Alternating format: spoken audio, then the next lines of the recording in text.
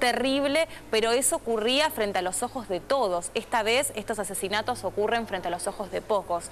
Ani Krieger, ¿cómo estás? Buenas tardes. Somos Melina Fleiderman y Daniela Ballester. Hola, ¿qué tal, Melina y Daniela? Bueno, antes que nada soy licenciada en psicología y psicoanalista, no soy médica psiquiatra. Perdón. Bueno, perfecto. Vale la aclaración. No, está bien, pero vale aclararlo. Sí, estos son temas que los psicoanalistas venimos trabajando desde siempre, pero mucho más últimamente porque nos ocupamos del malestar en la cultura. Tenemos que pensar que este tema de la violencia familiar ya no es algo que ocurre en el seno de una familia, dentro del espacio de la familia y que sale a la luz cuando de alguna manera culmina en esta situación tan trágica. Creo que por el excelente informe que ustedes han pasado y que yo acabo de ver, tenemos que empezar a pensar en esto como un verdadero síntoma social.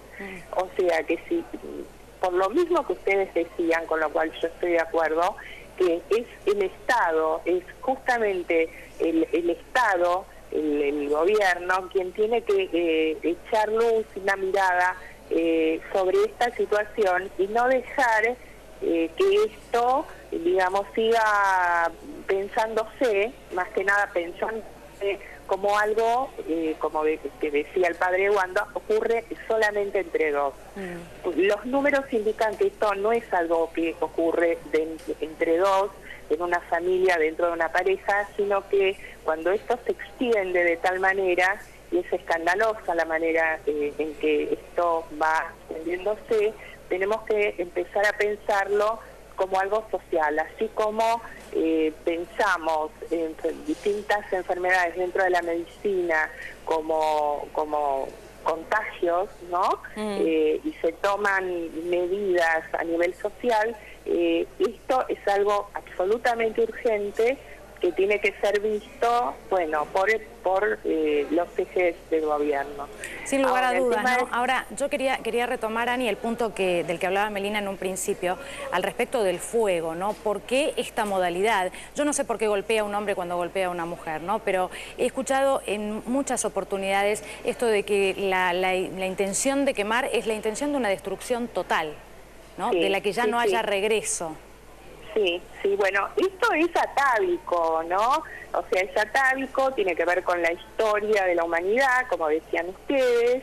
Esto recrudece, se da a conocer de manera como mucho más pública, ¿sí? Y todos lo conocemos por los libros, de que se quemaban mujeres porque, bueno, se les decía que eran brujas, o sea, que ellas tenían como un saber que amenazaba, claro, ¿no? De alguna manera la época, las ideas de la época. Siempre la mujer ha encarnado y seguirá encarnando un saber enigmático, ¿no? Lo femenino en sí mismo encarna un saber que es enigmático y que no se sabe de él. Entonces, cuando algo de algo no se sabe y no se puede saber, siempre es un peligro. Entonces, al ser un peligro, ¿cómo se ataca un peligro? Destruyéndolo, ¿no?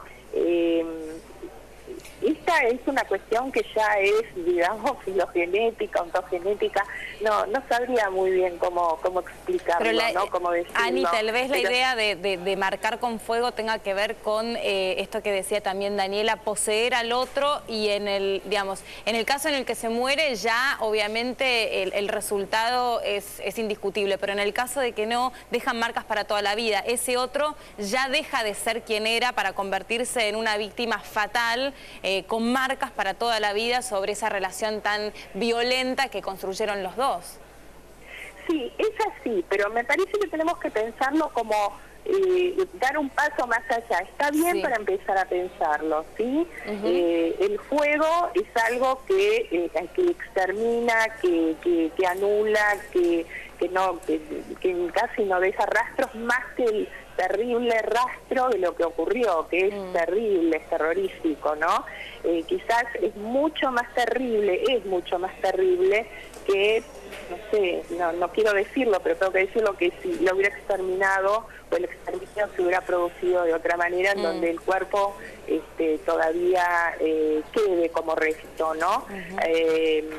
Esto es algo mucho más terrible para el que queda también. O sea, ¿y qué pasa con ¿Qué pasa con la difusión? Quiero preguntarle, porque nosotros que nos ocupamos de esto, hablamos mucho de esto, ¿no? Y a partir del caso sobre el de efecto contagio, ¿no? Claro, exactamente. ¿Qué pasa después, cuando se conoce la noticia, cuando uno piensa que, bueno, después de un caso así, cuando se conocen los riesgos, se hacen públicos y se sabe que se llega a la muerte de esta manera, bueno, es algo que puede hacer que, la difusión puede hacer que esto disminuya, ¿no? Y hemos visto que en el año de la muerte de Wanda Tadei, en el 2010, hubo 12 o 13 casos más, no lo recuerdo exactamente ahora, y hasta el día de hoy, mujeres que murieron quemadas, más de 40.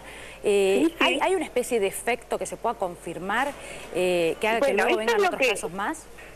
Sí, esto es lo que yo decía al principio, que esto justamente tiene que haber una mirada desde el Estado para empezar a darnos cuenta que esto es síntoma de la sociedad.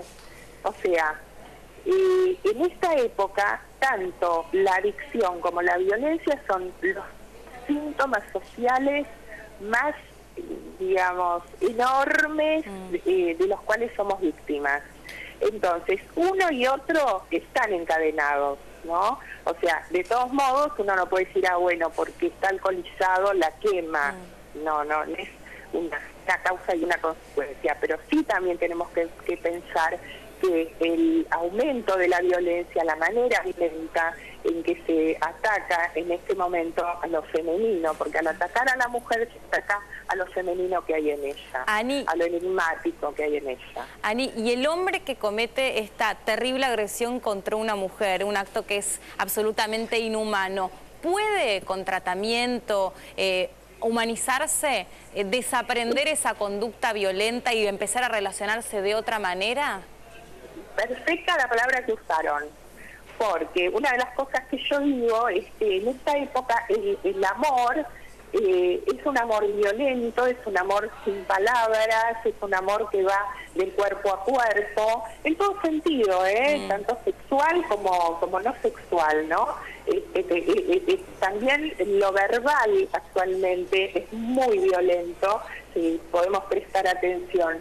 Por eso, digamos que en esta época los lazos sociales, no solamente los amorosos, por eso creo que es un síntoma de la sociedad, que se muestra de manera brutal dentro de un hogar, pero no tenemos que tomarlo solamente como una relación brutal entre un hombre y una mujer, sino que tenemos que empezar a pensar esto como algo extendido, como una enfermedad de la sociedad toda, que algunos se enferman más gravemente, lo sufren, lo padecen y terminan de esta manera y todos nos enteramos después.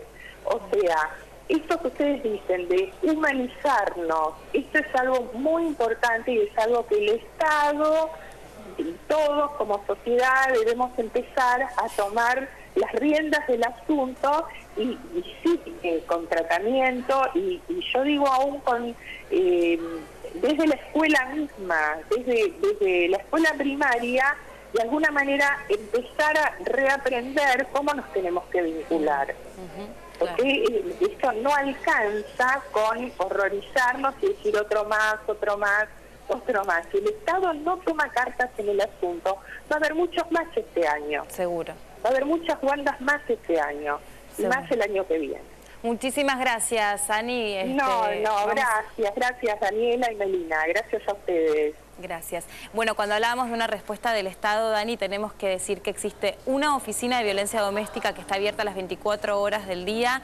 Esto ha sido una excelente respuesta para las mujeres víctimas de violencia sexual, pero existe solamente en Capital Federal. Se le reclama al Estado que pueda ofrecerle a las mujeres víctimas de violencia de género una oficina abierta en todo el país las 24 horas del día, los 365 días del año, y además que les den una respuesta después del acto inmediato de valentía de generar la denuncia. Claro, esto es importantísimo. Bueno, Melina, es un tema más que interesante. Vamos a seguir charlando de esto seguramente y buscando respuestas, ¿no? Más que hablándolo, porque uno lo que intenta hacer es encontrar soluciones para que no haya más casos, ni como el de Wanda Tadei, ni como el de Aldana, ni como tantos otros. Muchísimas gracias. A vos, gracias.